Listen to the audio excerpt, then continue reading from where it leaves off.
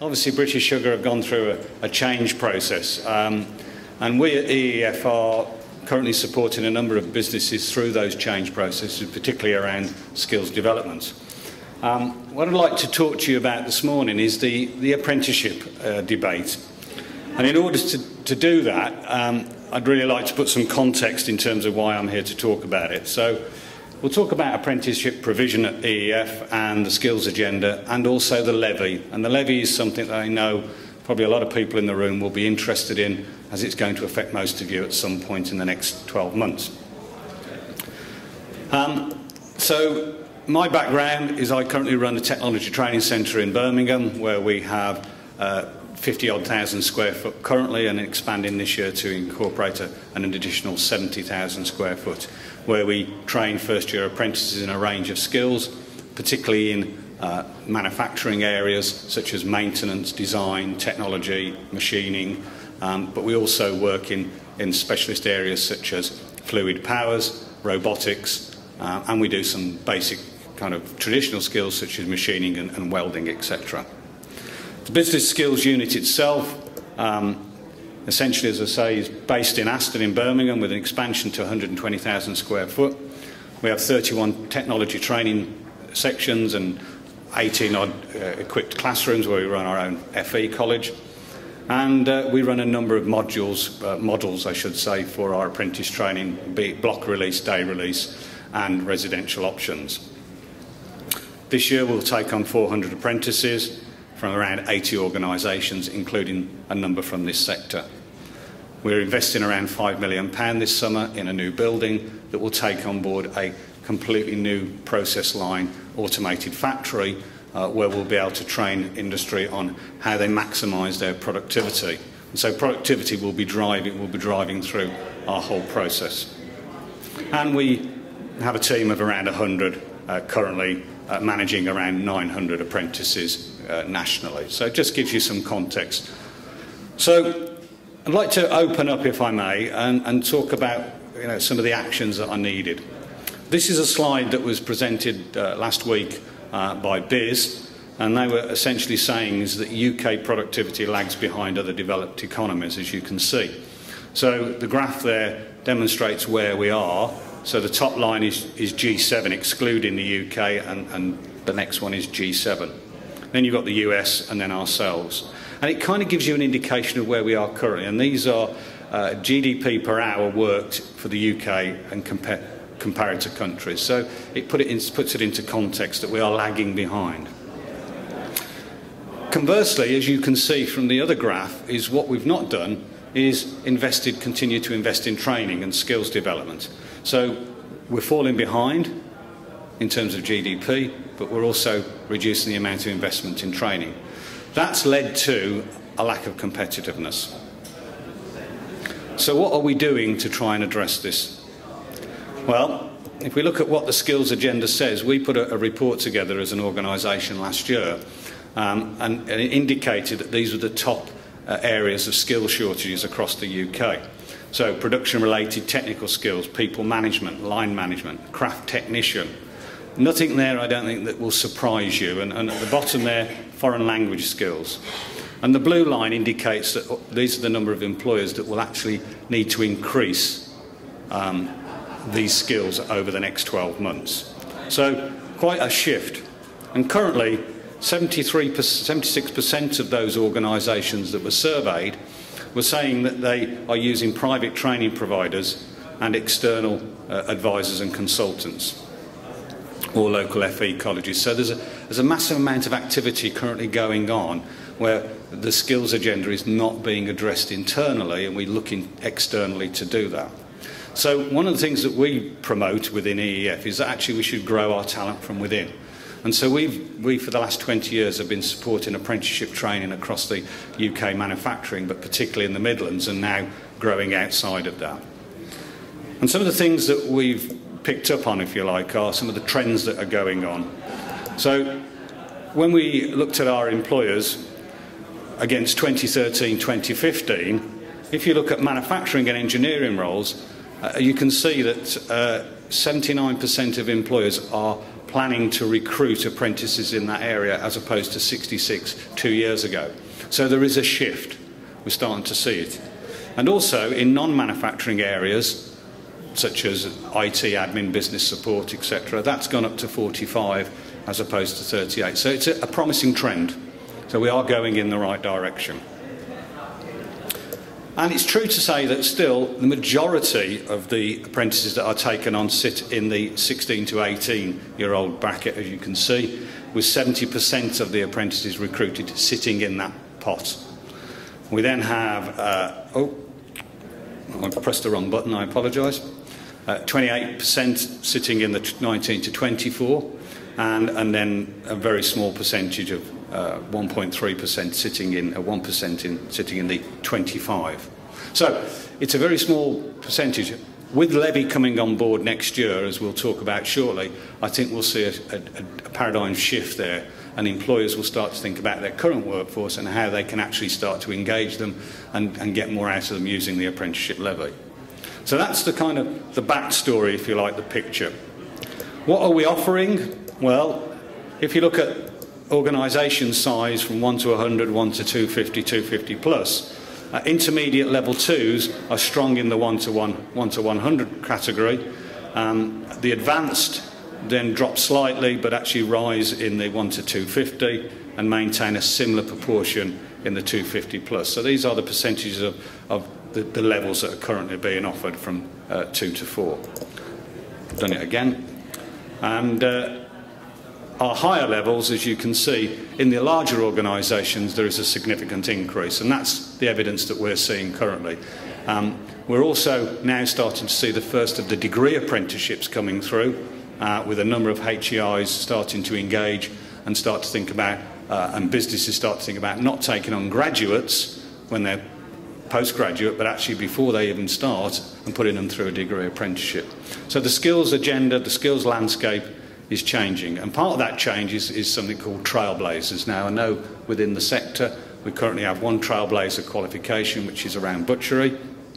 Other sectors have worked on that, and as you can see, there is a whole number of sectors leading the way in terms of the trailblazers. We ourselves are involved in a number of the trailblazer qualifications, largely in the automotive and utilities sectors, it's fair to say. But that said, we are delivering a mechatronics trailblazer this year within the food and drink industry to one of our clients. So it's adapting that automotive modules and actually applying them into a different sector. So it's using that standard in an interesting way. So currently developing 375 standards, 40% are higher and degree level, as I've mentioned, and 82 of these are approved and ready for delivery. There is on this slide, and I'm sure we'll be sharing slides with delegates at the end of this presentation, a couple of links there where you can get access to the information around what's currently happening. But suffice to say that by 2020, all apprenticeships are going to be on the Trailblazer standard. Originally it was 2017, they've moved that agenda out to 2020. So it's coming, and it's going to be different, and it's got to be led by you, the industry. It's not about training providers or lead bodies saying this is what happens. It's you, the employers, have got to take that lead. So happy to talk to people about that. So I've talked all about the apprenticeships, talked all about the young people. The problem we have is the demographic time bomb, and this is just very simply saying, look, this is what's happening to young people over the next 3 years. The amount that's available to us is reducing rapidly. So we've got to look elsewhere for our talent that we currently don't see.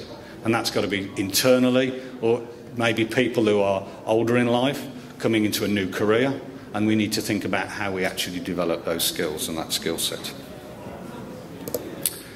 The other issue we've got is this one, that as generally as manufacturing, we are not good at looking at the gender divide. If you think that 51% of the population is female and only 15% of manufacturing and engineering roles are represented by females. So we have got a massive opportunity there to engage with a part of the population that we don't currently get access to. And of all the engineering qualifications that are undertaken, only 3.1% are female completions, which again is a very woeful number, given 51% of the population are female.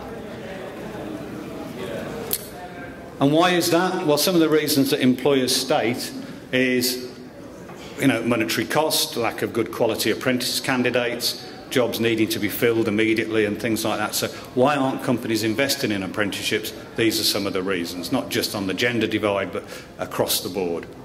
So, if you like, what I've tried to determine there is to say that's the skills landscape that we currently find ourselves in. It's changing. There are new standards coming on board. There is a declining number of people that we can actually attract into it, and we're not attracting necessarily the best population that we can. So what are government doing about that? And if you like, I'm not a government advisor, I'm representing EEF, and what I'm saying next is the combined knowledge of both EEF and various other people that I've talked to in terms of the levy. Now the levy is coming, we know that. 2017 we will see the enactment of the bill, and in April next year those organisations that have a pay bill of over £3 million will have their first levy payment taken out of their PAYE system. So, in essence, if you are an employer that has a wage bill of greater than £3 million, you will be charged at a rate of 0.5% per month on that pay bill, and that will go directly to HMRC. They will then set up a digital voucher scheme which will give you back essentially that money, and I'll talk a little bit about the allowances in a moment. There is an allowance of £15,000, so if you are an employer that pays levy, you will immediately get that £15,000. Not accredited to your account, it's just essentially taken off your liability, so you just don't pay it. That's the difference. The important issue here is about connected companies. If you are a business that has multiple sites but are different registered companies but are connected, you will only get one allowance for one company within that connected group. Not each company will get that allowance, so that's quite important. But you all will pay levy if you are over £3 million on the pay bill. And anybody who is an English employer will pay levy.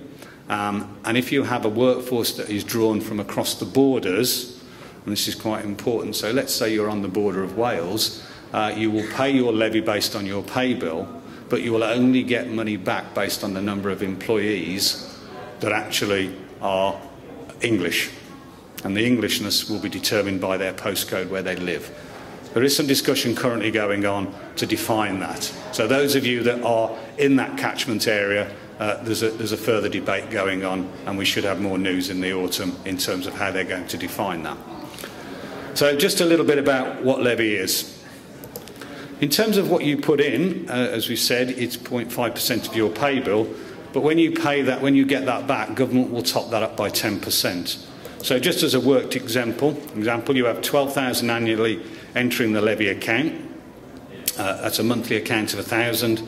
They will top it up by £1,000, 10%, which is £100 a month. And that means that you get £13,200 to spend on apprenticeships per annum based on a levy account of £12,000. So that's just what the government are doing currently. They will define that each year, so every year they will review that, and that may go up and that may go down, but this year it's been set at 10%. How will you pay the levy? So if you are a levy-paying employer, so let's say you're 250 employees, each gross salary of around 20,000, giving you a £5 million pound pay bill. It's 0.5%, which is £25,000. Less your allowance means that your annual levy payment will be £10,000. So that's how the allowance works. They deduct it at the front end, and then that £10,000 is deducted from you through HMRC every month in twelfths, so 1/12 of £10,000. If you're a non-levy paying employer, let's say 100 employees each at 20,000, 2 million, 10,000 would be your levy sum, allowance 10,000 minus 15, essentially it means you don't pay any levy. So that's how it works. If you're under that 3 million threshold, you won't be paying levy in the first year and you won't be part of the levy system. The next slide I apologise for because this isn't mine, this is developed by BIS, and as you can see it's quite complex, but essentially across the top line, levy paying is what they're talking about. HMRC collect the levy, 10% top-up, employer commits to apprentice training and receives training for apprentices, and then the SFA draws down levy funds monthly, and then unused levy funds expire after 18 months. We as a training provider then essentially pick up that money and then use it to pay for the training that you have engaged us to do. So in some ways it's no different to what we're currently doing under the SFA arrangements. The only difference is that you're not getting the money from government, you're putting the money in and then getting it back. So let's be absolutely clear, levy is a tax, and if you don't use it, you lose it. Just a quick word on funding limits, and this is important, and at the end of June we will be getting the caps issued by government, but essentially if you've got a banding limit of, let's say, £6,000, which is what the butchery one currently sits at, you negotiate with your training provider £5,000, that's within the funding band, and you draw down the £5,000 and pay for that training. If it's over the funding limit, let's say it's going to cost you £7,500, but the funding limit is £6,000, you are liable for paying your levy liability, but also you will need to pay the responsible for paying the £1,500, and that's the difference. So let's be absolutely clear, you don't just draw it all down from the levy pot. If it's not within the funding bands, and this is what you need to negotiate with your training provider, is to make sure that you've done that appropriately. And where can they be used and not used? Funds can be used for apprenticeship training and assessment, and that's it, with an approved training provider and an assessment organisation. It cannot be used for wages, licence to practice, travel and subsidiary, management costs, traineeships, and so on and so forth. So it's very clear, you can only use this money for apprenticeships. So if you're going to think about your existing workforce and upskilling them, what you need to think about is how do you engage them on an apprenticeship, rather than actually assuming that you can use that levy money to offset some of your training costs. You can't. They have to be on an approved BIS registered apprenticeship scheme. And what are the next steps? Well, currently we're summer 2016. BIS will publish the provisional funding rates. The operating detail will come out in autumn, and then by the end of 2016 we'll start to transition and publish confirmed funding rules, etc. And then by April 2017 we're actually operational through the digital voucher scheme. So anybody who is an employer, pays more than £3 million pay bill per annum, will be affected by levy. So what I've tried to hopefully do today is to give you an insight to say we have a skills gap, we have a skills agenda, and we need to do something about that, but equally this is what government's response to it is, to raise the number of apprenticeships. I don't have all the answers, I've just put it out there as a discussion point to give you some food for thought. I'm around today, I'll be at the stand just outside there and in and out the building, so if anybody's got any specific questions, please feel free to come up and talk to me, or equally, that's my email address, please feel free to contact me and ask those questions. We're a membership business, and we're happy to talk to anybody about helping them with the levy and the implications it means to your business. Thank you very much for your time this morning, and enjoy the rest of your day. Thank you.